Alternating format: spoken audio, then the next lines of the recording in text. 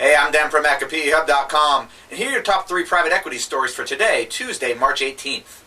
Leading us off, BMC announced that it's going to buy BladeLogic, a data center automation software company, for $800 million. Now, BladeLogic is public, but it was venture capital backed, went public last year, and most of its venture capital backers still have significant stakes, and that 28 per share sale price is a huge home run for them.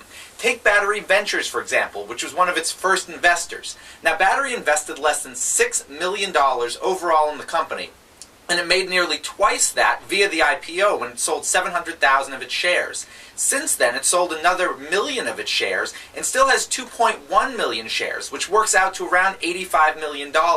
In other words, just from this they'll make $85 million after putting in less than $6 million in initial investment. Again, a giant home run for the venture capitalists.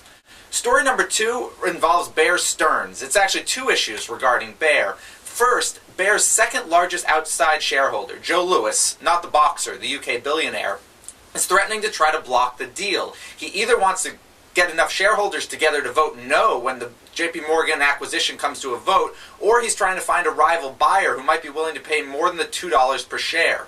The other JP Morgan story is the continuing failure of Bear Stearns Merchant Banking, an independent affiliate, to change its name. Now, it's a hard thing to do on short notice, but some of Bear Stearns Merchant Banking's portfolio companies are already getting worried.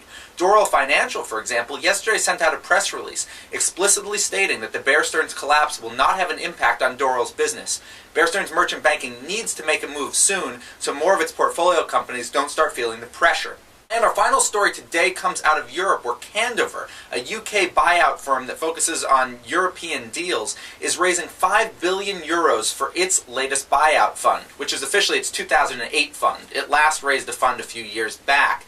Now, this comes just one day after news came that Bain Capital had closed its latest European fund with $3.5 billion, and is going to put additional pressure on US firms to raise more money in Europe, where you can still get leverage for buyouts.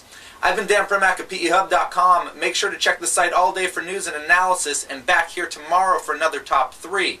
Also, on Thursday, it's Buyouts Madness in New York City, which is an event for junior buyout pros. We have content in the morning, including a keynote from Bain Capital's Steve Pagliuca, and in the afternoon, we've got flat screen TVs, NC2A basketball, and plenty of beer. Check www.buyoutsconferences.com for more information.